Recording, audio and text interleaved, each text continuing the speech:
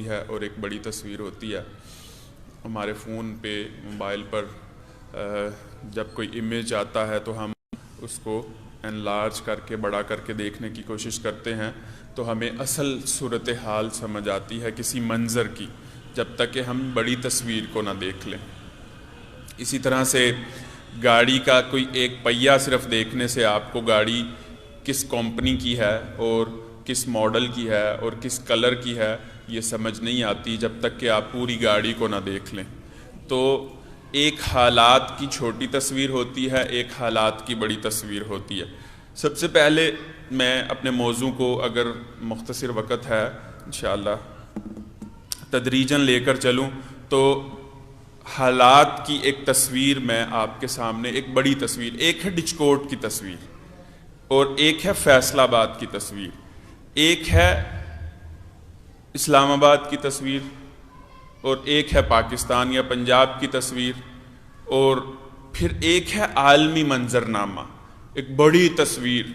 تو جیسا کہ میں نے عرض کیا کہ ڈچکوٹ جو ہے وہ گاڑی کا پہیے کا ایک نٹ ہے, اس سے حالات سمجھ نہیں آتے, اور چونکہ ہم ڈچکوٹ کی سراؤنڈنگ اور اسی کے گرد و پیش اور اسی کے انوائرمنٹ میں, اسی کی صبح و شاموں میں رہتے ہیں. ایک بڑی تصویر ہے, اگرچہ ذرائع ابلاغ نے بڑی ترقی کر لی ہے اور حالات ہم تک پہنچتے رہتے ہیں, اور بڑی تصویر میں کیا ہو رہا ہے اسلام کے بارے میں الحمدللہ الا ماشاء اللہ سب لوگوں کو معلوم ہے. لیکن تذکیر اور یاد دہانی کی خاطر اور ایک تجزیاتی گفتگو اگر میں کروں آپ کے سامنے, ایک انالیٹیکل ویو پوائنٹ رکھوں کہ سیرت کو اگر ہم ایک بڑی تصویر میں ان فتنوں کو دیکھیں اور اس سے رہنمائی حاصل کرنے کی کوشش کریں تو وہ پہلو کیا ہو سکتا ہے. انشاءاللہ اللہ کی توفیق سے مختصر وقت میں یہ چند گزارشات انشاءاللہ آپ کی خدمت میں رکھوں گا. دیکھیے, عالمی منظرنامہ یہ ہے کہ کیا آپ نے CNN اگر آپ دیکھتے ہیں, اگر آپ کوئی انگریزی اخبار پڑھتے ہیں اتفاق سے, آپ BBC دیکھتے ہیں, آپ فاکس نیوز دیکھتے ہیں, آپ ٹائم میگزین یا واشنگٹن پوسٹ کے اوپر آپ کی نظر ہے, تو کیا کبھی آپ نے کوئی ایسا آرٹیکل یا مضمون پڑھا کہ جس میں بابا گرو نانک کو ڈسکس کیا گیا ہو کہ یہ جناب یہ سکھوں نے پاگ کیوں باندھی ہوتی ہے, اور جناب یہ کیا انہوں نے داڑھی یہ ناف تک چھوڑی ہوئی ہے. کیا انٹرنیشنل میڈیا یا پریس میں گوتم بدھ کے بارے میں کبھی کوئی ٹاک آئی ہے, کبھی کوئی شو ہوا ہے؟ نہیں. حضور صلی اللہ علیہ وسلم کے ہی معاذ اللہ کارٹون بنتے ہیں اور آپ ہی کو ہدف تنقید کا نشانہ بنایا جاتا ہے, آپ ہی کے بارے میں کتابیں بے شمار گستاخانہ کتابوں سے دنیا کی, یہ عالمی منظرنامہ ہے, یہ فتنہ ہے بہت بڑا, اور ڈچکوٹ کے مسلمان کو اس کا پتہ ہونا چاہیے. امریکہ, کینیڈا, جرمنی, فرانس کی یونیورسٹیوں کی لائبریریاں میرے نبی صلی اللہ علیہ وسلم کے بارے میں بڑا میٹھا زہر اس کو اگر ہم کہہ لیں, اور جناب بڑا یوں کر کے کسی نے کدھر سے کان پکڑ کر جو ہے نا حضور صلی اللہ علیہ وسلم کی سیرت کا تجزیہ کرنے کی کوشش کی ہے, اور حضور اقدس علیہ الصلوۃ والسلام کی سیرت اور اسوے میں کیڑے نکالنے کی کوشش کی گئی ہے. کوئی حضرت عائشہ کی عمر کو لے کر بیٹھا ہوا, کوئی حضور صلی اللہ علیہ وسلم کی شادیوں کو لے کر بیٹھا ہوا, کوئی حضور صلی اللہ علیہ وسلم کی جنگوں کو لے کر بیٹھا ہوا.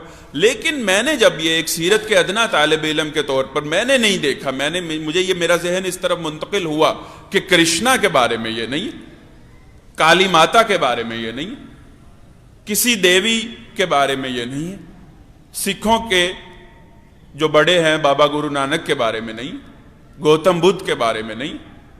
حتیٰ کہ امریکہ میں ایک ایسا گروہ ہے ڈیول ورشپرز کے نام سے جو کہ یہ کہتا ہے کہ ہم شیطان کے پجاری ہیں. وہ کہتے ہیں کہ دنیا میں زیادہ تو شیطنت ہے, زیادہ تو شر ہے, زیادہ تو بدی ہے, تو پھر چلتی تو شیطان کی ہے, تو یہاں تو رولنگ تو شیطان کی ہے, اصل میں برسر اقتدار تو شیطان ہے, تو پارے پاسے حل ہو جاؤ. تو وی آر ڈیول ورشپرز معاذ اللہ. تو ڈیول ورشپرز کے بارے میں بھی جو ہے نا وہ, ہاں لوگوں کو ان کے عقائد اور نظریات سے اختلاف ضرور ہے کہ ڈیول ورشپرز ہو گئے, لیکن باقاعدہ کوئی کتاب مجھے تو نہیں ملی ڈیول ورشپرز کے بارے میں جن میں لاجیکلی ان کے دلائل کا رد کیا گیا ہو کہ جناب شیطان کے پجاری کیوں بن گئے. ہاں محمد عربی صلی اللہ علیہ وسلم کے بارے میں کتابیں ملتی ہیں. تو یہ ہے فتنوں کا ایک عالمی منظرنامہ. مغربی میڈیا بڑے گالی کے انداز میں اسلامک جہاد کو جہاد کو گالی دیتا, اور مسلمان خواتین کو موونگ ٹینٹس کہتا ہے، یعنی یہ چلتے ہوئے خیمے ہیں. لیکن کبھی میں نے نہیں دیکھا کہ کسی ربی جو ہے یہودیوں کے، وہ جو کالا سا ڈریس اور انہوں نے ہیٹ پہنا ہوتا ہے، اس کے بارے میں کوئی ٹاک آئی ہو، یا عیسائیوں کا جو سفید سوٹ ان کی دلہن پہن کر جاتی ہے، یا جو عیسائی کے ہاتھ کے اوپر ہر سنڈے کو جا کر وہ کچھ پیسے رکھ کر اپنے گناہوں کی کنفیشن کرتے ہیں اور ان کو گناہوں کی معافی کا پروانہ مل جاتا ہے، اور وہ پھر جو ہے وہ اگلے 5 دن ڈٹ کر کمائی کرتے ہیں، 2 دن نائٹ کلبوں میں سور کھاتے ہیں اور زنا کرتے ہیں. اس کی ماں چیخ رہی ہوتی ہے اور وہ اس کی ماں اپنی ماں کو جو ہے وہ اولڈ ہوم میں چھوڑ ہٹاتا ہے، وہ کہتا ہے میں نے اپنی ماں کی پرورش نہیں کرنی ہے، اس کو اسٹیٹ ہی پالے گی. لیکن یہ ساری کی ساری چیزوں کے بارے میں سارا کا سارا میڈیا خاموش ہے. تمام مسلمانوں کے شاعر کے اوپر ہی جو ہے وہ ان کی زبان چلتی ہے اور کینچی کی طرح چلتی ہے. میرے آقا علیہ الصلوۃ والسلام کے کارٹون بنتے ہیں. اس کے علاوہ مجھے نہیں ملا ہے کہ کہیں غیر مسلموں کے علاوہ کوئی قوم باقاعدہ آزادی کی جنگیں لڑ رہی. کشمیر کو دیکھ لیجئے، افغانستان کو دیکھ لیجئے، برما کو دیکھ لیجئے، فلسطین کو دیکھ لیجئے، جہاں بھی ہیں مسلمان ہی آزادی کی جنگیں لڑ رہے، مسلمانوں کے اوپر ہی ستم ڈھایا جا رہا، مسلمانوں ہی کے گلے کاٹے جا رہے ہیں. تو یہ ایک بڑی تصویر ہے، لیکن پریشان ہونے کی کوئی بات نہیں ہے. یہ صرف میں اپنی گفتگو کی ایک کانسیپچول بلڈنگ کرنے کے لیے آپ کے سامنے یہ فتنوں کا ایک رخ رکھا ہے کہ اس وقت جو ہے وہ امت مسلمہ ہی چونکہ برحق امت ہے، لہٰذا الکفر ملت واحد، تمام کافر ایک جسد واحد، یعنی امت کو جسد واحد ہونا چاہیے. لیکن اس وقت تمام کفار جسد واحد بن کر پوری کی پوری طرح حضور صلی اللہ علیہ وسلم کی اس حدیث کے مصداق بنے ہوئے کہ آپ علیہ الصلوۃ والسلام نے فرمایا تھا کہ ایک وقت آئے گا یہ سب کافر تمہارے اوپر اس طرح سے جھپٹیں گے جس طرح سے بھوکے دسترخوان کے اوپر جھپٹتے. تو یہ ہے فتنوں کا ایک بڑا عالمی منظرنامہ. اب اس منظرنامے میں ہم انشاءاللہ سیرت سے رہنمائی حاصل کرنے کی کوشش کرتے ہیں. رینڈ کارپوریشن ایک یہودیوں کا بڑا ادارہ ہے، یہ ایک تھنک ٹینک بھی ہے اور سروینگ کا ایک ادارہ بھی ہے. اس نے چند برس قبل ایک بڑی تحقیق کے ساتھ پورے تمام کے تمام مسلم ممالک کی جتنی بھی اسلامی تحریکیں ہیں، چاہے تبلیغی تحریکیں ہیں، چاہے وہ جہادی تحریکیں ہیں، احیائی تحریکیں ہیں، چاہے وہ علوم دینیہ کی فروغ کی تحریکیں ہیں، چاہے وہ قرآن کی پبلشنگ کے ادارے ہیں، یعنی جتنے بھی مسلم جو ممالک ہیں اور مسلم ورلڈ جتنی بھی ہے، اس کے جتنے بھی آرگنائزیشنز اور انسٹیٹیوٹ، تنظیمیں اور ادارے، ان کے اوپر ایک بہت بڑی جامع ریسرچ کرنے کے بعد یہ رپورٹ شائع کی تھی کہ پوری دنیا میں اگر خطرہ ہے ہمارے لیے تو وہ دیٹ از مودودیز اسلام. مولانا مودودی کا جو اسلام ہے وہ حرکی اور احیائی اسلام جو ہے یہ پوری دنیا میں ہمارے لیے ریڈ نشان ہے اور خطرہ. پھر اب چند ماہ قبل اسی رینڈ کارپوریشن کی یہ رپورٹ میری نگاہوں سے گزری. انہوں نے پوری دنیا میں مسلمان مسالک کے اوپر اور مسلمانوں میں جو عمل کے دائرے ہیں، کچھ لوگ ہیں وہ پوری شریعت پر عمل کرتے ہیں، کچھ لوگ یہ سمجھتے ہیں کہ صرف اسلامی وضاحت ہونی چاہیے، کچھ لوگ یہ سمجھتے ہیں کہ بس نام مسلمانوں جیسا ہونا چاہیے، کچھ لوگ یہ سمجھتے ہیں کہ صرف عبادات وہ ٹھیک ہونی چاہیے، کچھ لوگ یہ سمجھتے ہیں کہ نہیں عبادات معاف کر دے گا، حقوق العباد اللہ معاف نہیں کرے گا، کچھ لوگ کہتے ہیں کہ بس لین دین کے معاملات ٹھیک ہونے، کچھ لوگ کہتے ہیں کہ بس رشتہ داری ٹھیک ہو جانی. تو مسلمانوں میں عمل کے اپنے کانسیپٹ کے لحاظ سے جتنے بھی دائرے ہیں ان کا رینڈ کارپوریشن نے پوری طرح سے تجزیہ کر کے ایک رپورٹ شائع کی جس میں انہوں نے یہ فیکٹ اسٹیبلش کیا ہے کہ پوری دنیا میں مسلمانوں کے ایمان کا آخری کھونٹا، یعنی وہ کنڈی جس سے مسلمان کا، چاہے وہ بعمل مسلمان ہے، وہ بے عمل مسلمان ہے، وہ عالم مسلمان ہے، وہ امی مسلمان ہے، وہ دیہاتی مسلمان ہے، وہ انٹلیکچوئل مسلمان ہے، وہ امیر مسلمان ہے، وہ غریب مسلمان ہے، جس دائرے کا بھی، جس نسل کا بھی، جس رنگ کا بھی، جس پس منظر کا بھی مسلمان ہے، ان تمام مسلمانوں کے ایمان کا آخری کھونٹا وہ حضور صلی اللہ علیہ وسلم کے ساتھ محبت ہے.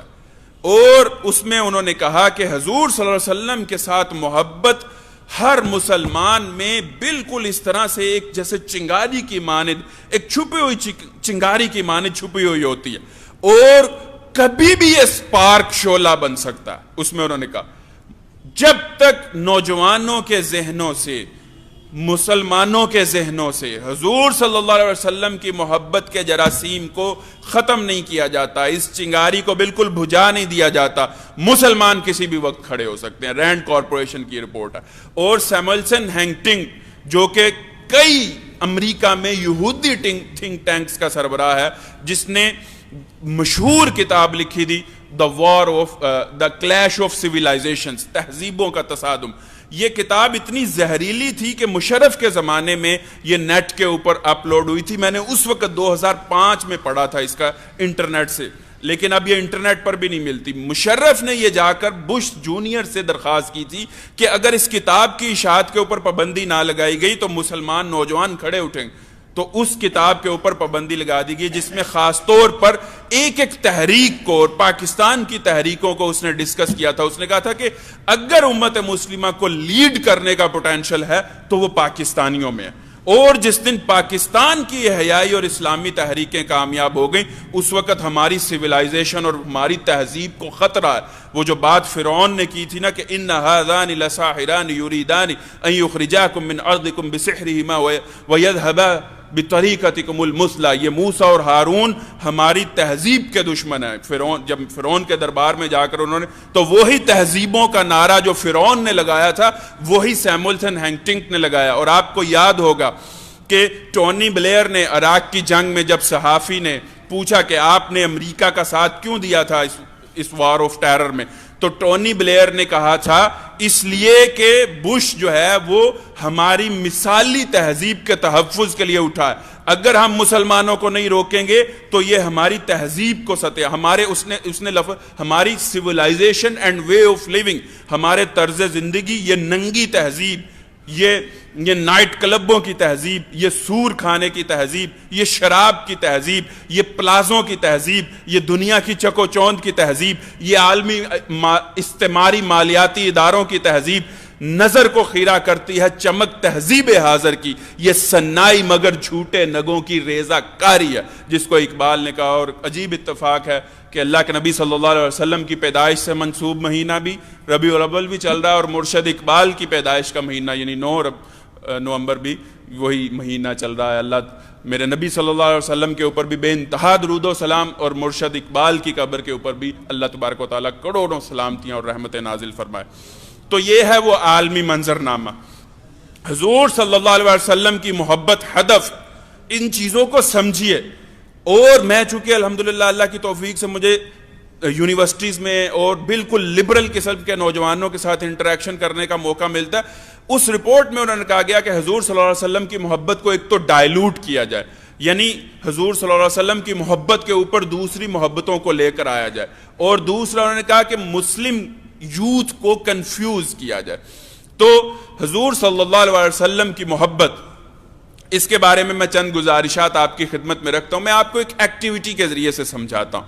اللہ کے نبی صلی اللہ علیہ وسلم نے فرمایا لا یؤمن احدکم حتی اکون احب الیہ من والدہ وولدہ والناس اجمعین، تم میں سے کوئی شخص اس وقت تک مومن نہیں ہو سکتا جب تک کہ میں اس کو، اس کے باپ، اس کے بیٹے اور تمام انسانوں سے دنیا و ما فیہا سے زیادہ عزیز اور پیارا نہ ہو جاؤں۔ اچھا، وہ جو رینڈ کارپوریشن نے بات کی کہ حضور صلی اللہ علیہ وسلم کی محبت کو کس طرح سے ڈیفیوز کیا جائے، کس طرح سے تحلیل کیا جائے، کس طرح سے ڈائلیوٹ کیا جائے، اور کس طرح سے مسلم یوتھ کو کنفیوز کیا جائے، تو اس کا انہوں نے یعنی پورا خاکہ یہ رکھا کہ رول ماڈل، مسلم رول ماڈل، یہ آیت جو آپ کے سامنے لکھی ہوئی، یعنی اس آیت کا، سورہ احزاب کی آیت نمبر 21 کا توڑ کرنے کا ایک ماسٹر پلان پوری دنیا میں بنایا گیا ہے مسلم تعلیمی اداروں اور معاشروں میں۔ انہوں نے کہا کہ جب تک رول ماڈلز کی، پھر اس میں پوری بحث دی گئی کہ مسلم معاشروں میں ہم اپنے رول ماڈلز کھڑے کریں، سیلیبریٹیز کلچر، برانڈ کلچرز، اور مسلم یوتھ کو ہم اٹریکٹ کریں اپنے ساتھ۔ ایک ہی طریقہ، یعنی انسان ہمیشہ کسی اسوے سے جڑنا چاہتا ہے، کسی رول ماڈل، اور 1,24,000 انبیاء کا رول ماڈل، اور اس میں نبیوں کے سردار جن کے ہم امتی ہیں، ہمارے آقا حضرت محمد مصطفیٰ صلی اللہ علیہ وسلم کا رول ماڈل، تو ان کے رول ماڈل سے یوتھ کو، مسلمانوں کو، لڑکیوں کو، مردوں کو، بچوں کو ڈیٹیچ کیا جائے، ان سے کاٹ دیا جائے، اور اس کے لیے پورا ایجنڈا ہے، اس کے لیے پورا میکانزم ہے، پورے فریم ورک ڈیزائن، پوری پلاننگ ہے۔ میرے بھائیوں، ہم نے ان کے فریم ورک سے برتر فریم ورک لے کر ان کے میکانزم سے برتر میکانزم، ان کی انٹلیکٹ سے برتر انٹلیکٹ، ان کے وسائل سے زیادہ وسائل، ان کی صلاحیتوں سے زیادہ صلاحیتیں، ان کے اداروں سے بڑے ادارے ہم نے انشاءاللہ امت میں کھڑے کرنے ہیں، جو آنے والی جنریشن کو، جو آنے والی یوتھ کو حضور صلی اللہ علیہ وسلم کے اسوہ اور رول ماڈل سے جوڑے۔ دیکھیں، حضور صلی اللہ علیہ وسلم کی محبت جنریشن ٹو جنریشن اگلی نسلوں میں منتقل ہوتی ہے۔ میری پرنانی نے ایک ریل میری نانی کو دی اور بڑے اہتمام سے دی، اور کہا کہ تمہاری اولاد میں جو سب سے نیک ہو اس کو یہ دینا، اور وہ تقریباً کوئی 150 سال پرانی ریل ہے۔ میری نانی نے وہ ریل بڑے اہتمام سے میری والدہ کو منتقل کی، اور میری ہمشیرہ کوئی نہیں تھی، ہم 5 بھائی تھے۔ تو میری والدہ فوت ہوتے ہوئے 2004 میں میری والدہ کا انتقال ہوا، اللہ ان کی قبر کے اوپر بے انتہا رحمتیں فرمائے اور ان کی قبر کو جنت کا باغ بنائے۔ میری والدہ جاتے ہوئے بڑے اہتمام سے وہ ریل مجھے دے گئی، اور مجھے یہ نصیحت کر کے گئی کہ تمہاری اولاد میں سے جو سب سے زیادہ صالح ہو یہ ریل اس کو دے دینا۔ تو حب رسول کو ڈیولپ کرنا ہوتا ہے۔ حضور صلی اللہ علیہ وسلم کی جو محبت ہے، اپنے گھروں میں حضور صلی اللہ علیہ وسلم کے تذکرے کو چلائیے۔ مثلا میں آپ کو اس کی ایک چھوٹی سی پریکٹیکل ڈیمونسٹریشن کر کے دکھاتا ہوں۔ دیکھیں، میں کوئی تقریر جھاڑنے نہیں آتا، جب بھی آتا ہوں ہم کچھ سیکھیں، ہم اپنی ان باتوں کو اپنی زندگی سے ریلیٹ کریں اور کنیکٹ کریں۔ میں نے یہ پریکٹیکل ایکٹیویٹی اپنے بچوں کے سامنے کی۔ حضور صلی اللہ علیہ وسلم کا ایک ارشاد ہے، آپ علیہ الصلوۃ والسلام نے فرمایا کہ جو شخص بھی میرے اوپر درود پڑھے گا، اللہ نے فرشتوں کی ایک ایسی جماعت مقرر کی ہوئی ہے جو کہ اس درود کو میری روح تک پہنچائے گی، دنیا سے پردہ کرنے کے بعد بھی۔ جب میں اللہ کے پاس پہنچ جاؤں گا، میرے تک درود پہنچے گا، نام لے کر پہنچے گا، اور میری روح نام لے کر اس کے درود کا جواب دے گی۔ میں نے کہا اپنے بچوں کو، دیکھو میں ابھی یہ چاہتا ہوں کہ حضور صلی اللہ علیہ وسلم میرا نام لیں، تو میں نے انہیں کہا میں درود پڑھتا ہوں، اللہم صلی وبارک وسلم علی سیدنا ونبینا ومحبوبنا ورسولنا وخلیلنا وحبیبنا ومرشدنا۔ اب یہ جتنے محبت ہے نا، جتنے مرضی آپ پیار سے لمبا درود کرتے جائیں، محمد وعلی آلہ واہل بیتہ وازواجہ وذریاتہ واصحابہ وامتہ اجمعین۔ میں نے کہا حضور صلی اللہ علیہ وسلم نے محمد بن اشرف مجھے تیرا درود اور سلام پہنچا ہے، جا تیرے اوپر بھی درود اور سلام ہو، جا تیرے اوپر بھی سلامتی ہو۔ اور پھر میں نے ان کو بچوں کو اپنے بتایا کہ اللہ نے میرے 10 سٹیپس 10 درجے جنت میں بڑھا دیے ہیں، میری 10 غلطیاں معاف ہو گئی ہیں، میرے اوپر 10 رحمتیں ہو گئی ہیں۔ تو حب رسول اس ریل کی طرح اس کو آپ گیج کیجئے، پہلے تو آپ اس کو ناپیے آپ کے دل میں۔ دیکھیے بالکل یہ چیزیں ناپنے کی ہیں۔ مثلا میں آپ کے سامنے ایک ایکٹیویٹی کرتا ہوں، یہ ایک میزان ہے، میں اپنے اس ہاتھ میں اپنے سارے ریلیشن، اپنے سارے رشتے ڈالتا ہوں۔ میں اسلام آباد میں PWD ہاؤسنگ سوسائٹی میں میرا گھر ہے، میرے گھر میں میری کبرڈ میں جتنے میرے ڈریس اور کپڑے پڑے ہیں میں یہاں ڈالتا ہوں، جتنی چیزیں میرے استعمال کی ہیں میں اس ہاتھ میں ڈالتا ہوں۔ اس کے بعد میں اپنا گھر، اپنی گاڑی، اپنا کیریئر، اپنا پروفیشن، اپنے بینک اکاؤنٹ، اپنا ATM کارڈ، اپنا یہ موبائل، یہ سب جتنی بھی میری بلانگنگز ہیں، جو ملکیت میں چیزیں ہیں، وہ ساری میں اس پلڑے میں ڈالتا ہوں۔ اس کے بعد میں اپنے کزن اس میں ڈالتا ہوں، میں سارے دوست جو ہے وہ نیک صالح اللہ کے ولی الحمدللہ اللہ کی توفیق سے میرے دوست ہیں اور دین کی وجہ سے میری دوستیاں، میں اپنے سارے دوست اس پلڑے میں ڈالتا ہوں۔ مجھے اپنے آباء و اجداد سے بڑی محبت ہے، میں اس پلڑے میں ڈالتا ہوں۔ میں اپنی بیوی کو اس پلڑے میں ڈالتا ہوں، میں اپنے بیٹے عبداللہ اور اپنی بیٹی زینب کو اس پلڑے میں ڈالتا ہوں، میں اپنے والد صاحب جن کے 70 کے قریب عمر ہو گیا اس پلڑے میں ڈالتا ہوں، اور انسانی رشتوں میں سب سے عزیز اور محبوب میں اپنی ماں کو اس پلڑے میں ڈالتا ہوں۔ اس کے بعد میں اپنے تمام اساتذہ کو، سید ابو الاعلیٰ مودودی کو اس پلڑے میں ڈالتا ہوں، اور جتنے بھی آئمہ اربعہ تمام جن سے بھی میں نے کسب فیض کیا اور ڈاکٹر اسرار صاحب سے میں نے پڑھا، ان کو میں اس پلڑے میں ڈالتا ہوں۔ اب میں اس پلڑے میں فقط ایک حضور صلی اللہ علیہ وسلم کی محبت کو ڈالنے لگا ہوں۔ تو دیکھیے ایسے نہیں ہونا چاہیے کہ یہ پلڑا جو ہے وہ تھوڑا سا جو ہے نا وہ جھک جائے 19-20 کے فرق سے۔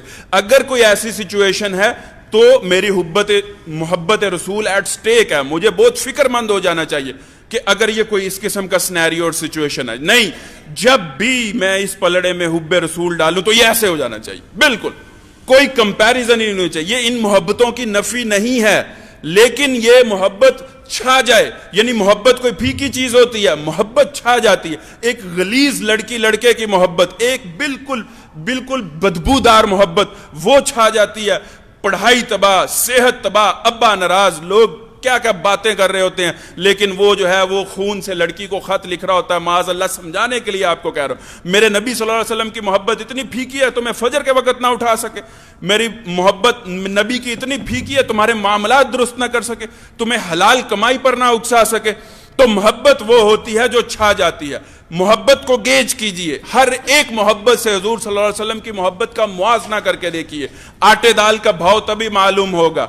اچھا، اب مجھے معلوم نہیں ہے کہ میری زندگی میں اور کتنے رشتے آنے ہیں، مجھے اللہ نے اور کیا دینا ہے. پاکستان میں رہتے ہوئے سپوز میں زیادہ سے زیادہ کیا بن سکتا ہوں؟ میں صدر پاکستانی بن جاؤں گا، میں ہیڈ آف دی اسٹیٹ ہی بن جاؤں گا. نہ عارف حلوی کو اپنی 4-5 سال پہلے پتا تھا کہ وہ صدر پاکستان بن جائے گا. میں زیادہ سے زیادہ کیا امیجن کر سکتا ہوں؟ میں ہیڈ آف دی اسٹیٹ صدر پاکستان بن جاؤں. تو اب میں جو کچھ بھی میرے زندگی میں اللہ نے مجھے دینا ہے اور رشتے آنے، میں ان کو یہاں ایسے اوپر اس پلڑے میں پھینکوں. یہ پلڑا کبھی بھی نہ جھکے.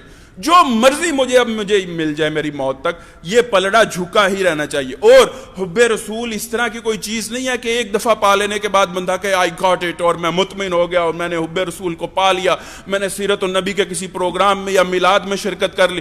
شیطان اسی کا تو دشمن ہے. ایک حدیث میں بھی یہ مضمون آیا. یعنی مجھے بتائیے، آپ کے گھر میں اگر 3 کلو سونا اور 10 کروڑ روپے رات کو پڑے ہوئے ہوں تو آپ کو رات کو نیند آئے گی؟ آپ کتنے چکنے ہوں گے. آپ گارڈ رکھیں گے، محافظ رکھیں گے، آپ بچوں کو کہیں گے اوے چکنے رہنا، دروازے بند رکھنا، یہ وہ.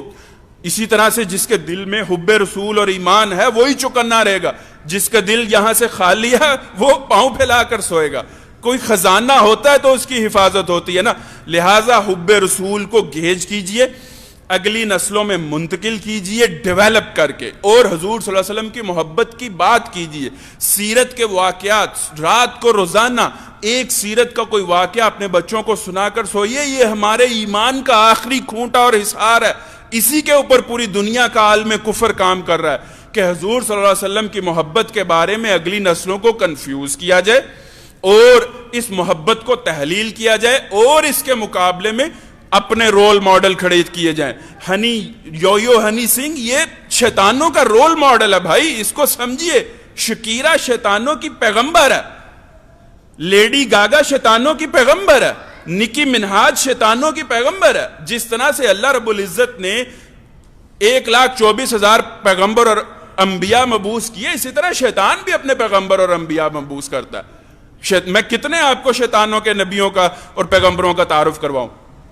چارلس ڈارون بہت بڑا شیطان کا پیغمبر تھا، جس نے انسانوں کو، آدم کے بیٹوں کو یہ تھیوری دی، بھائی تم مسجود ملائک نہیں ہو، تم اشرف المخلوقات نہیں ہو، تم تو چمپینزیوں کی اولاد ہو، تمہارے وڈے تو باندر تھے، تم تو بندروں کی اولاد ہو. یعنی پورا یورپ اور ویسٹ آج ڈارونزم پر کھڑا ہوا، جس کو اکبر الہ آبادی نے کہا منصور نے کہ خدا ہوں میں، اور ڈارون بولا کہ بوزنا ہوں میں.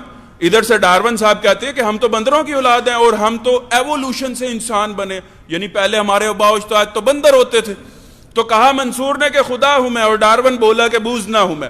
کہنے لگے ہنس کر میرے ایک دوست، فکر ہر کس بقدر ہمت ہے، جتنی ہمت ہوتی ہے اتنی فکر ہوتی ہے، اتنی سمجھ ہوتی ہے.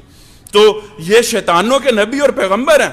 ایڈم سمتھ شیطانوں کا نبی اور پیغمبر تھا، جس نے پوری دنیا میں، اور کارل مارکس، آپ اس کی ڈاس کیپٹال، اشتراکیت، کیمونزم کیا ہوتا ہے، کبھی اس کی یعنی ان ٹرو سینس کہیں بھی کیمونزم نہیں رہی ہے. اگر کیمونزم رہ جاتی تو کیمونزم کی اصل سپیرٹ پتہ کیا، کہ تمام عاملین پیدائش ساری سوسائٹی کی اجتماعی ملکیت ہے، اور عورت بھی عاملین پیدائش میں سے ایک. یعنی محنت، انسانی وسائل اور یعنی زمین، سرمایہ، تنظیم اور محنت، یہ عاملین پیدائش ہیں. اور محنت کہاں سے آتی ہے، یعنی کون مزدور، وہ عورت سے پیدا ہوتے ہیں. تو اس کا کانسیپٹ یہ تھا کہ عورت بھی سوسائٹی کی اجتماعی ملکیت ہے. یہ شیطان کا بہت بڑا نبی تھا جو ہے کارل مارکس. تو اسی طرح سے شیطان نے بھی بھائی اپنے پیغمبر بھیجے ہیں، اور شیطان کے دوست ان کو سیلیبریٹی بناتے ہیں. یہ کرکٹر، یہ سنگر، یہ سٹارز، اور یہ ریسلر، اور یہ اینکر، اور یہ فلانا فلسفی اور فلانا موٹیویشنل سپیکر، یہ یوتھ کو بہا کر لے گئے ہیں. اور حضور صلی اللہ علیہ وسلم کے اسوے کے بارے میں یہ ہماری اگلی یوتھ بڑی کنفیوز ہے اور عجیب عجیب قسم کی باتیں کرتی ہے. اور جس طرح سے حضور صلی اللہ علیہ وسلم نے مسجد اقصیٰ میں جماعت کروائی تھی نا تمام انبیاء کی, وہ بڑا پیارا نعت کا شعر ہے, یوسف میمن بڑے مشہور نعت خواں چند دن پہلے ہی اللہ کے پاس گئے ہیں, ان کا انتقال ہوا ہے. ان کی ایک مشہور نعت کا شعر تھا کہ نماز اقصیٰ میں جب پڑھائی تو انبیاء اور رسول یہ بولے. نماز اقصیٰ میں معراج کے وقت نماز اقصیٰ میں جب پڑھائی تو انبیاء اور رسول یہ بولے, نماز ہو تو نماز ایسی, امام ہو تو امام ایسا. بالکل جس طرح سے حضور صلی اللہ علیہ وسلم کی اقتداء میں تمام وہ لوگ وہاں پر اکٹھے ہوئے تھے, شیطان بھی مسلم شریف کی روایت ہے اپنا تخت لگاتا ہے اور جائزہ اجلاس ہوتا ہے.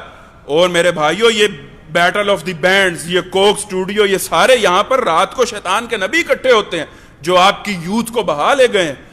اس رینٹ کارپوریشن میں یہ کہا گیا ہے کہ یہ سیلیبریٹی کلچر, یہ برانڈ کلچر, اس کو مسلم معاشروں میں بڑھاؤ. تو حضور صلی اللہ علیہ وسلم کی محبت, جیسے میں نے آپ کو ایکٹیویٹی کر کے دکھائی ہے, یہ ہمارا آخری کھونٹا اور حصار ہے. اب مختصراً یہ جان لیجئے اور سمجھ لیجئے کہ حضور صلی اللہ علیہ وسلم کی محبت کی ڈائمینشنز کیا ہیں, وہ کیا پیکج ہے کہ وہ مکمل ہو تو حضور صلی اللہ علیہ وسلم کے ساتھ محبت کے کچھ مظاہر مکمل ہوتے ہیں. دیکھیے نا, ہر چیز کا کچھ, مثلا میں کوئی دعویٰ کرتا ہوں کہ میرا یہ دعویٰ ہے میں سوئمنگ بہت اچھی کر لیتا ہوں, یا میرا یہ دعویٰ ہے کہ میں جیٹ طیارہ اڑا لیتا ہوں, تو آپ کہیں گے کہ بھائی پروف کرو. تو بالکل اسی طرح سے اگر کوئی شخص ہم میں سے یہ کہتا ہے یا وہ اپنے تئیں یہ سمجھتا ہے, مثلا میں آپ کو نہیں کہتا, میں اپنے آپ سے خود کلامی کرتے ہوئے کوئی دعویٰ کر لیتا ہوں. مثلا میں اپنے آپ سے یہ دعویٰ کر لیتا ہوں کہ میں جناب 50 کلومیٹر روزانہ میں چل لوں تو مسئلہ ہی کوئی نہیں ہے, محمد بن اشرف صاحب کیڑی گل ہے. تو بھائی میں اپنے ساتھ یہ جو خود کلامی کر رہا ہوں تو مجھے خود اس اپنے دعوے کو پروف کرنا ہوگا کہ محمد بن اشرف صاحب یہ گھوڑا اور اس کا میدان, صبح اٹھو اور 50 کلومیٹر چل کے دکھاؤ. تو آپ اگر اپنے آپ سے یہ خود کلامی کرتے ہیں آج بسترے پر سوتے ہوئے کہ بھائی بڑے پکے سچے عاشق رسول ہیں, تو صبح ایک پلان بنا کر اٹھیے کہ بھائی اس دعوے کے پھر کیسے ٹیسٹیفائی ہوگا, کیسے تصدیق ہوگی کہ تمہیں اللہ کے نبی صلی اللہ علیہ وسلم سے پیار ہے. تو جان لیجئے میں آپ کی سہولت کی خاطر 3 ڈائمنشن آپ کے سامنے رکھ دیتا ہوں جن پیمانوں میں آپ نے پرکھنا ہے کہ آپ کو حضور صلی اللہ علیہ وسلم سے کتنا پیار ہے. حضور صلی اللہ علیہ وسلم سے محبت کی پہلی ڈائمنشن ہے آپ کی ذات سے محبت. صحابہ نے کس طرح سے ذات سے محبت کی, میں 2-3 مثالیں آپ کے سامنے رکھوں گا, بات آپ کو انشاءاللہ سمجھ آ جائے گی اور کھلتی چلی جائے گی. ایک صحابی ہیں جس کا نام ہے حضرت خبیب رضی اللہ تعالیٰ عنہ. حضور صلی اللہ علیہ وسلم نے ان کو مبعوث کیا تھا کہ آپ نے مکہ کے قریب بھیس بدل کر رہنا ہے اور قریش کی نقل و حرکت کے ساتھ مجھے اپڈیٹ کرتے رہنا, یعنی انٹیلیجنس پر ان کو حضور صلی اللہ علیہ وسلم نے معمور کیا تھا. خدا کا کرنا ایسا ہوا اتفاق سے کہ گرفتار کر لیے گئے. سزا یہ دی گئی کہ ایک چبوترے پر کھڑا کر لیا جائے گا اور 50 نیزے باز گھیر لیں گے, اور جب جلاد کوشن دے گا تو یہ 50 نیزے ان کے جسم میں پیوست کر دیے جائیں گے. حضرت عمر کے زمانے میں ایک شخص غشی کھا کر گر پڑتا تھا. حضرت عمر نے ایک دفعہ اس سے پوچھا کہ تمہیں کیا ہے, تمہیں مرگی ہے, تم کیوں گر پڑتے ہو, کھڑے کھڑے ہو ایسے گر پڑتے ہو. تو اس نے کہا جناب مجھے مرگی نہیں ہے, میں اس وقت کافر تھا, میں نے اللہ کے رسول صلی اللہ علیہ وسلم کے ایک صحابی کے جسم سے 50 خون کے فوارے نکلتے دیکھے ہیں, اس وجہ سے مجھے وہ منظر یاد آ جاتا ہے تو میں غشی کھا کر گر پڑتا ہوں. تو یہ جب کوشن دینے سے پہلے پوچھا, بھئی آخری دستور کے مطابق پوچھا کہ آخری خواہش کیا ہے تمہاری. حضرت خبیب نے کہا کہ مجھے ایک پیالہ پانی کا دیا جائے. وضو کیا, وہیں پر 2 رکعت نماز پڑھی اور جلدی سلام پھیر دیا. کہنے لگے کہ آج جتنا لطف آیا نماز پڑھنے کا پہلے کبھی نہیں آیا, لیکن میں نے نماز اس لیے لمبی نہیں کی کہ تم یہ نہ سمجھو کہ محمد صلی اللہ علیہ وسلم کا ایک ساتھی زندگی لمبی کرنے کے لیے نماز لمبی کر رہا. پھر وہ کہنے لگے کہ تم ایک سٹیٹمنٹ کہہ دو تمہاری جان بخشی کر دی جائے گی. کیا سٹیٹمنٹ؟ کہا کہ صرف اتنا کہہ دو کہ کاش آج میری جگہ یہاں پر محمد صلی اللہ علیہ وسلم ہوتے اور میں اپنے بیوی بچوں میں ہوتا, تمہیں چھوڑ دیں گے.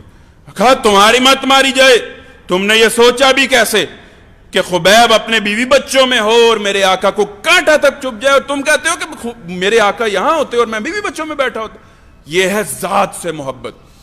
وہ خاتون غزوہ احد میں ایک کافر منت مان کر آیا ہوا تھا کہ میں نے آج مسلمانوں کے نبی کو معاذ اللہ شہید کر دینا. حضرت مصعب بن عمیر کے بڑی معاملت تھی, حضور صلی اللہ علیہ وسلم سے بڑی ریزیمبلنس تھی, مشابہت تھی. تو اس نے سمجھا کہ یہی ہیں اللہ کے نبی صلی اللہ علیہ وسلم.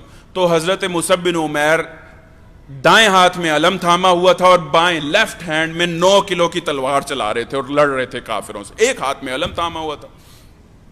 عبد الدار ان کے قبیلے کا نام تھا. حضور صلی اللہ علیہ وسلم نے پوچھا بتاؤ بھئی آج قریشیوں میں سے علم کس کے ہاتھ میں ہے؟ تو بتایا کہ کافروں نے عبد الدار قبیلے کو علم دیا. تو حضور صلی اللہ علیہ وسلم نے کہا کہ ہم بھی عبد الدار والوں کو یہ علم دیں گے, بلاؤ مصعب بن عمیر کو. مصعب تھامو علم.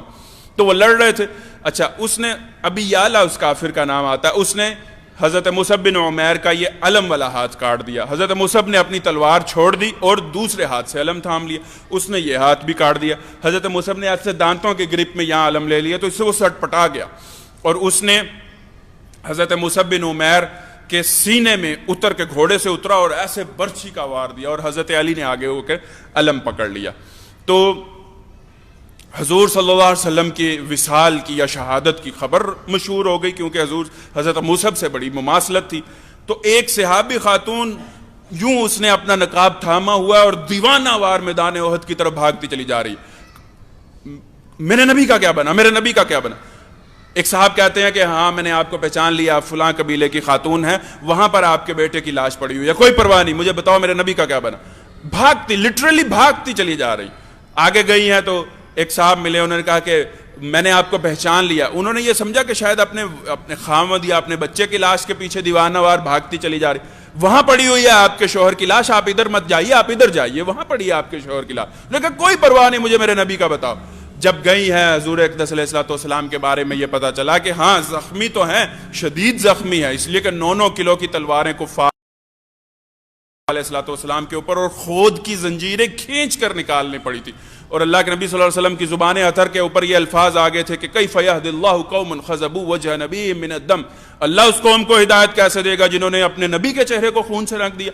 میں تو تم سے تھینک یو بھی نہیں مانگتا, لا نرید منکم جزاء ولا شکورا, میں تم سے کیا مانگتا ہوں, میں تو کہتا ہوں بس توحید اللہ کی اور میری رسالت ہے, میرے اسوے پر چلو اور اللہ سے جنت لے لو اور ہمیشگی کی زندگی اور راحتوں کو اور فلاح کو پالو, یہ دنیا بھی سمجھ جائے گی اور آخرت بھی سمجھ جائے گی. لیکن تم لوگوں نے میرے چہرے کو خون سے رنگ دیا صرف اس لیے کہ میں تمہیں لا الہ الا اللہ کا درس دیتا ہوں.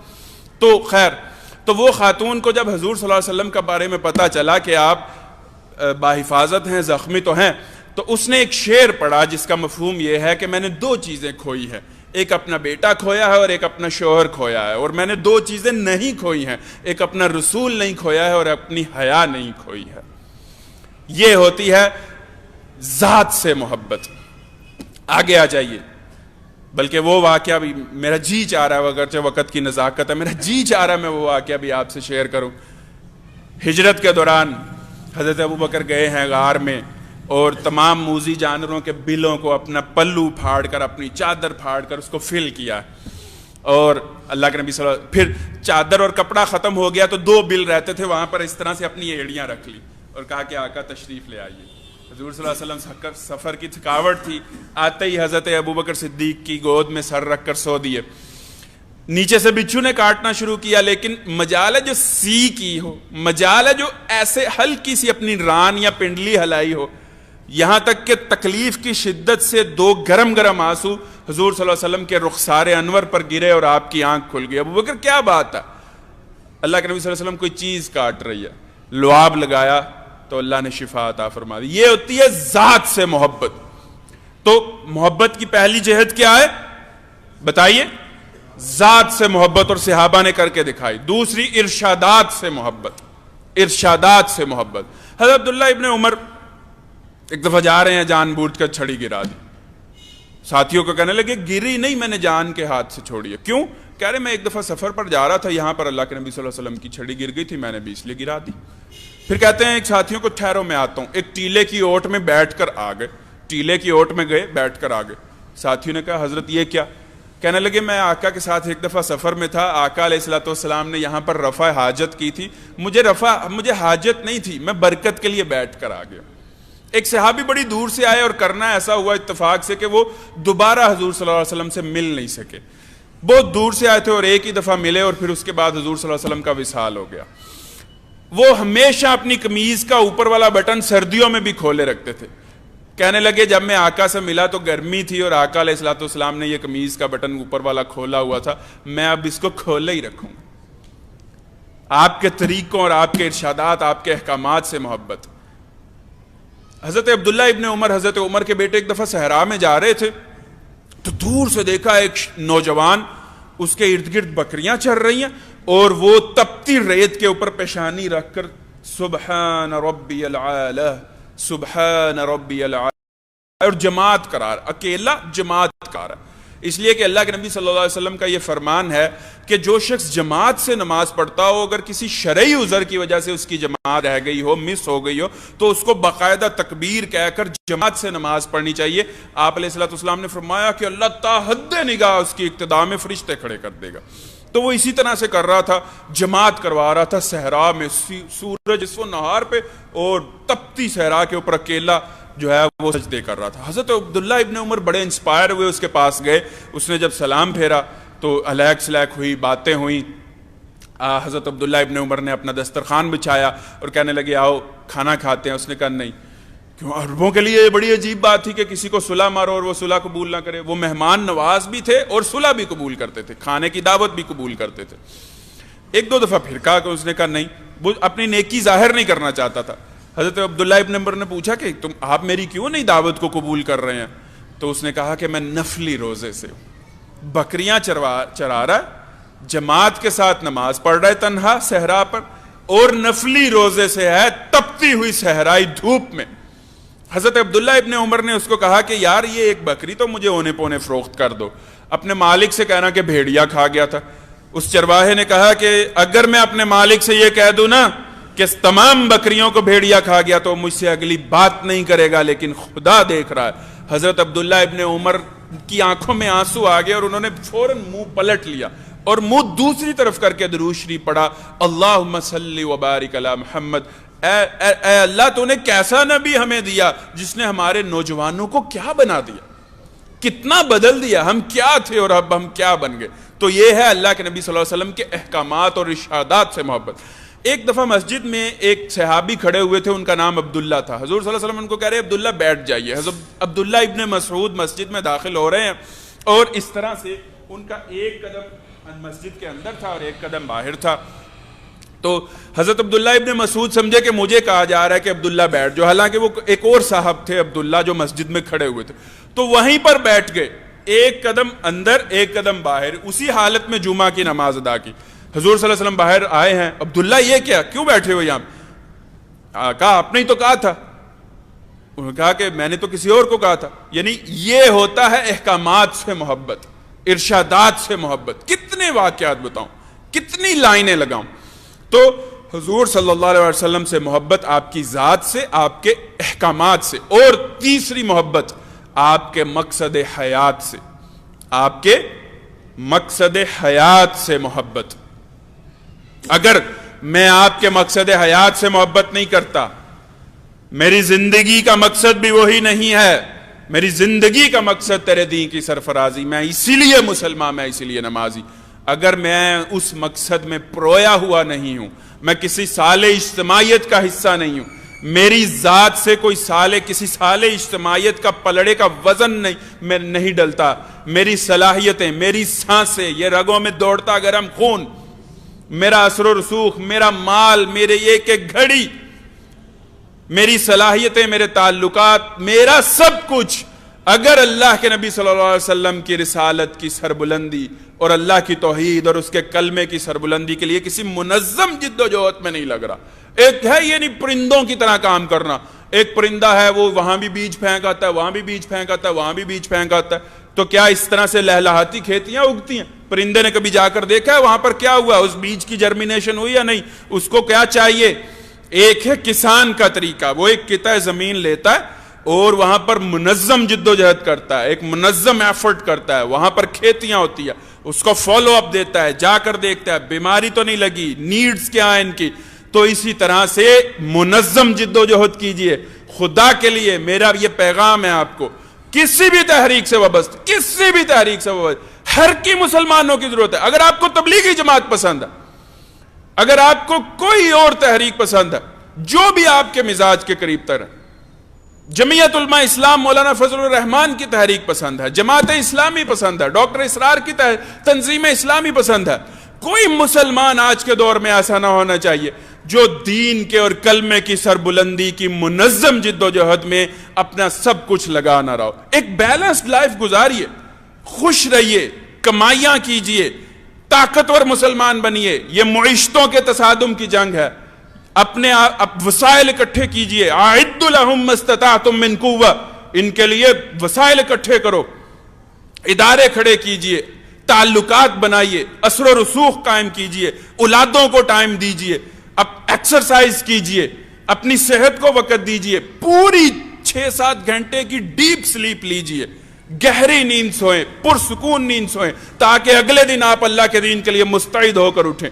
ایک بالکل متوازن اور بیلنسڈ زندگی گزارتے ہوئے, لیکن ہو ایک جد و جہد کے تابع, ایک نظریے کے تابع. ڈچکوٹ میں نظر آئے بدیوں کا کلا کما ہو رہا ہے, اہل حق بڑھتے چلے جا رہے ہیں, معاشرے میں مسجدیں بھرتی نظر آ رہی ہیں, حیا کا کلچر عام ہو رہا ہے, ظلم ختم ہو رہا ہے, ظالم کارنر ہوتے جا رہے ہیں, اللہ والے پھلتے پھولتے جا رہے ہیں. تو میرے نبی صلی اللہ علیہ وسلم, میں صرف جی تو چاہ رہا ہے کہ اس نقطے کو بھی ذرا کھول لوں, میں صرف آپ کو ایک استفسار یا ایک سوالیہ انداز میں, اللہ کے نبی صلی اللہ علیہ وسلم حضرت فاطمہ جیسی بیٹی, ام کلثوم, زینب, رقیہ, اور سب سے بڑھ کر حضرت خدیجہ میری ماں, یعنی حضور صلی اللہ علیہ وسلم کا کیسا گھر تھا, ابو بکر جیسا یار, اور جدھر سے گزر رہے ہیں جاء الصادق والامین, ہر طرف سے عزت, اور لوگ اپنی امانتیں رکھا رہے ہیں اور فیصلے کروا رہے ہیں اللہ کے نبی صلی اللہ علیہ وسلم سے. تو اللہ کے نبی صلی اللہ علیہ وسلم اپنا یہ گھر چھوڑ کر اتنی دور غار ہیرا میں کیا کرنے جایا کرتے تھے؟ عزتیں, اور حضرت خدیجہ کے گھر میں کون سی چیز تھی جس کی کمی تھی, اور 4 پھول جیسی بیٹیاں, کئی دن کر. آج بھی کسی نوجوان کو چڑھنا پڑے نا, اب تو کچھ جو ہے نا سیڑھیاں درست کر دی گئی ہیں حکومت کی طرف سے, اتنی اوپر غار ہیرا, اور کئی دن کا سامان لے جا کر وہاں پر گوشہ نشین نہیں. وہاں نماز تو نہیں پڑھتے تھے, وہاں قرآن تو نہیں پڑھتے تھے, ابھی تو نبوت کا پتہ نہیں تھا, قرآن بھی نازل نہیں ہوا تھا, نماز بھی نہیں تھا, کچھ بھی نہیں تھا, کیا کرنے جایا کرتے تھے؟ تو بخاری شریف کے الفاظ ہیں, کان النبی صلی اللہ علیہ وآلہ وسلم یتحنس فی غار الحرا, صفت تعبدہ فی غار الحرا التفکر والاعتبار. غار حرا میں حضور صلی اللہ علیہ وسلم کے قیام کی نوعیت تھی التفکر والاعتبار, to think and derive the conclusion, سوچنا, غور و فکر کرنا. یہ کعبے کا برہنہ طواف کیوں ہو رہا ہے؟ یہ بچیوں کو زندہ درگور کیوں کیا جا رہا ہے؟ یہ ابو جہل لوگوں کے مال کیوں دباتا ہے اور میں کچھ کر نہیں پاتا؟ یتیمی اور بیوگی بڑھتی جا رہی ہے, استحصال بڑھتا جا رہا ہے, ظلم بڑھتا جا رہا ہے, چھوٹی چھوٹی بات پر 50 سال لڑتے رہتے, کیا کیا جا سکتا؟ تو پھر اللہ تبارک و تعالیٰ نے وہ آیت سورہ ضحیٰ کی, الم یجد کا یتیمن فآویٰ, اے نبی صلی اللہ علیہ وسلم آپ یتیم نہیں تھے تو ہم نے کیسی پروٹیکشن دی آپ کو؟ دادے نے آپ کی پیدائش کے اوپر 100 اونٹ ذبح کیے تھے. الم یجد کا یتیمن فآویٰ ووجدک ضالا فہدی, اور اے نبی صلی اللہ علیہ وسلم آپ ضال نہیں تھے تو ہم نے آپ کو ہدایت دی. میں اس آیت کی طرف بعد میں آتا ہوں, پہلے آخری آیت, ووجدک عائلا فاغنی, نبی صلی اللہ علیہ وسلم آپ تنگ دست نہیں تھے تو پھر ہم نے آپ کو غنی کر دیا. حضور صلی اللہ علیہ وسلم کی یہ روایت ملتی ہے کہ میں نے چند ٹکوں کے عوض قریش کی بکریاں چرائی ہیں, اس لیے کہ حضرت ابو طالب کے حالات اچھے نہیں تھے.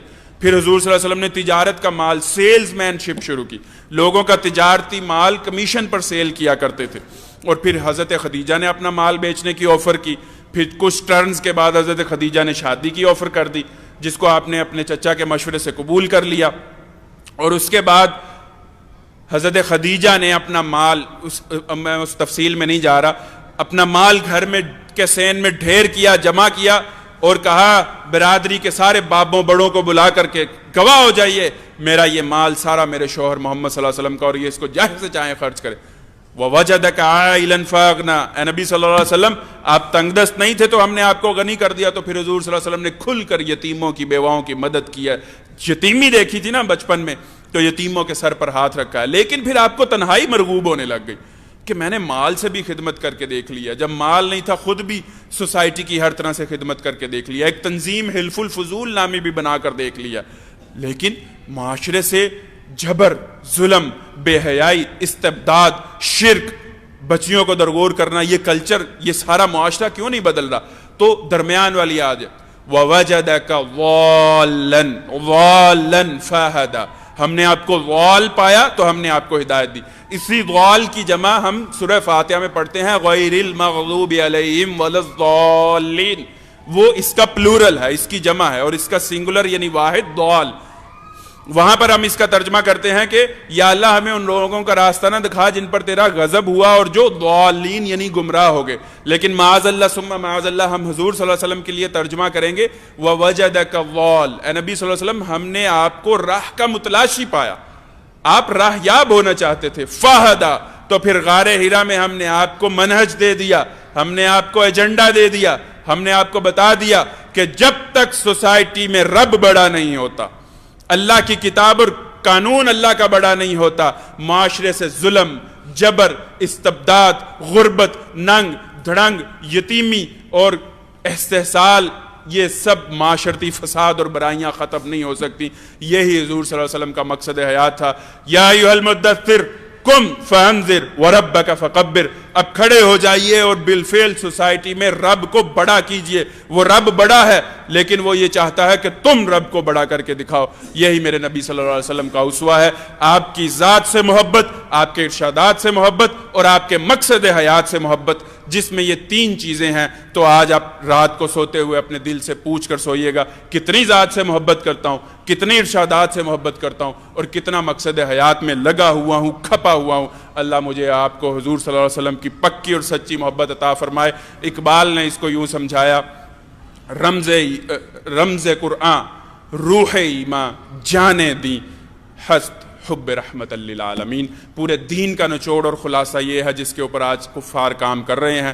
اس محبت کو اگلی نسلوں میں باقاعدہ ٹرانسفر کیجئے، اہتمام کے ساتھ، تقدس کے ساتھ، احترام کے ساتھ ڈیولپ کر کے۔ اللہ مجھے اور آپ کو اس کی توفیق عطا فرمائے۔ اقول قولی ھذا استغفر اللہ لی ولکم ولسائر المسلمین والمسلمات۔ السلام علیکم۔